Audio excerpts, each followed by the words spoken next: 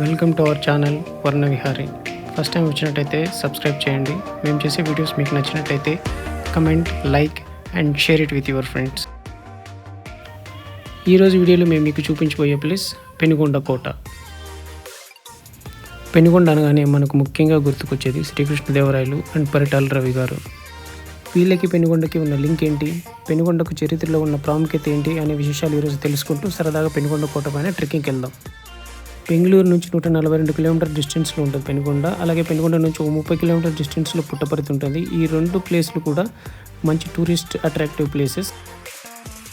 ఇక్కడికి వచ్చే అధిక భాగం టూరిస్టులు బెంగళూరు నుంచే ఉంటారు. రోడ్ ట్రిప్స్కి అనుకూలమైన ఎక్సలెంట్ రోడ్ ఫెసిలిటీ అయితే హిల్ టాప్ వరకు ఉంటుంది. ఈ ప్లేస్ బెంగళూరు హైదరాబాద్ హైవేకి ఆనుకునే ఉంటుంది.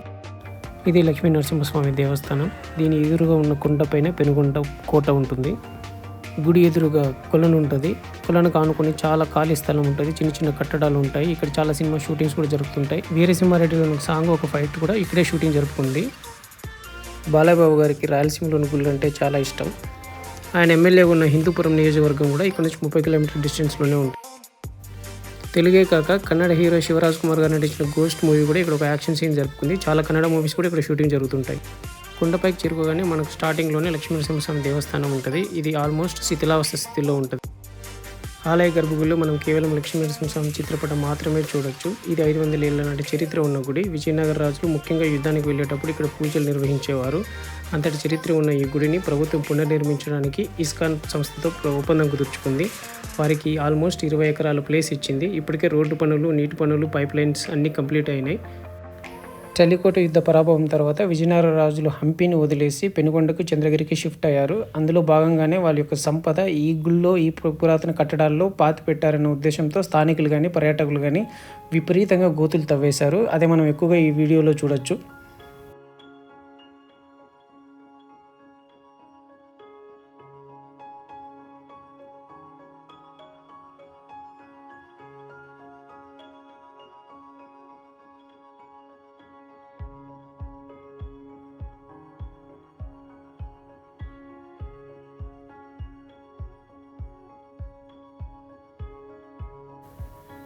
అదండి లక్ష్మీనరస్వామి గుడి చరిత్ర. ఇప్పుడు మనం పెనుగొండ కోటకి ట్రెక్కింగ్ వెళ్దాం. ఆలయం ఉన్న కొండ దిగి మనం కోట ఉన్న కొండ ఎక్కాలి. ఇంచుమించు 1 గంట సమయం పడుతుంది. ఎందుకంటే దారి చాలా రాళ్ళు గుట్టలు ఉంటాయి. కాబట్టి మనం కొన్ని ఇంట్రెస్టింగ్ ఫ్యాక్ట్స్ మాట్లాడుకుంటూ వెళ్దాం.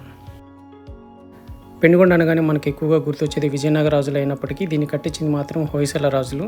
వీళ్ళ చేతుల్లోంచి అది ఢిల్లీ సుల్తానులకి, అక్కడి నుంచి విజయనగర రాజులకి, విజయనగర రాజుల నుంచి హైదరాబాద్ నిజాం ప్రభువులకి, అక్కడి నుంచి ఫైనల్గా అది బ్రిటిష్ వాళ్ళ కంట్రోల్లోకి వెళ్ళింది. హొయసల రాజ్యం మెజారిటీ కర్ణాటక రీజన్స్, కొన్ని రాయలసీమ ప్రాంతాలు అండ్ తమిళనాడులో కూడా, north Tamil Nadu up to Thanjavur వరకు విస్తరించింది. హొయసల రాజులు జైన మతానికి సంబంధించిన వాళ్ళు కావడంతో ఇక్కడ ఎక్కువగా జైన మతాన్ని అభివృద్ధి చేశారు వాళ్ళు అప్పట్లో. అండ్ ఎక్కువగా టెంపుల్స్ కట్టించారు. అండ్ దిగువ పెనుగొండ అంటే మన కొండ దిగువన ఎక్కువగా జైన మతానికి సంబంధించిన ఆలయాలు చూడొచ్చు. ఎక్కువ యుద్ధాల వల్ల చాలామంది జైన మతస్థులను చంపేశారు. చాలామంది జైన మతస్థులు వలస వెళ్ళిపోయారు. ఇప్పటికైతే ఈ టెంపుల్స్లో ఉన్న ఓన్లీ పూజారి వంశీకులు మాత్రమే ఉన్నారని వినికిడి. పెనుగొండ ఫేమస్ దర్గా ఒకప్పటి జైన్ టెంపుల్ అని ఇక్కడ ఉన్న స్థానికులు కొద్దిమంది అభిప్రాయం. ఆలయం ఉన్న కొండ మనం పూర్తిగా దిగేశాం. కోట ఉన్న కొండ ఎక్కాలి ఇప్పుడు. హరిహర బుక్కరాయలడవి కేటాకెళ్తే కుండేళ్ళు కుక్కాల ఎంటబడ్డాయంట. పౌరుషాల పురుటి జీవగడ్డమ్మో ప్రతిల బట్టిన శత్రువిక పతనమేరా ఇక పత. అది శ్రీరాములయ్య సినిమాలోని పాట. శ్రీరాములయ్య అంటే ఎవరో కదండి, పరిటాల రవి గారు వాళ్ళ నాన్న.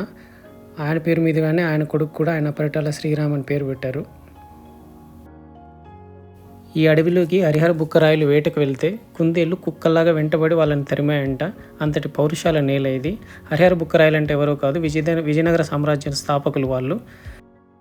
విజయనగర రాజులు తెలుగు వాళ్ళ, కన్నడ వాళ్ళ అనేది ఒక పెద్ద డిబేట్ ఉంటుంది. ఎప్పుడు తెలుగు వాళ్ళు అంటారు, కన్నడ వాళ్ళని అనుకుంటుంటారు. కానీ కొన్ని శాసనాల ద్వారా తెలిసేది ఏంటంటే హరిహర రాయలు, బుక్కరాయలు తెలుగు వాళ్ళు. యాక్చువల్లీ వాళ్ళు కాకతీయులు కూడా బంధువులు అని తెలుస్తుంది. ఇక్కడ నుంచి మనం రైట్ తీసుకొని వెళ్తే ఇప్పుడు ఇంతవరకు ఎలా దిగామో అలాగే ఉంటుంది దారి. కాకపోతే 45 నిమిషాలు పడుతుంది. ఇప్పుడు ఇక్కడ ఎదురుగా ఉన్న పెద్ద కొండను కానీ మనం బ్యాక్ సైడ్ నుంచి ట్రెక్కింగ్ చేసి ఎక్కగలిగితే మనం వితిన్ 15 మినిట్స్లో రీచ్ అవ్వచ్చు. ఇంకొక ఇంట్రెస్టింగ్ ఫ్యాక్ట్ ఏంటంటే శ్రీకృష్ణదేవరాయలు ఈ పెనుగొండలోనే జన్మించారని, ఆయన యొక్క విద్యాభ్యాసము యుద్ధ విద్యలన్నీ ఇక్కడే నేర్చుకున్నారని కూడా కొన్ని శాసనాల ద్వారా మనకు తెలుస్తుంది.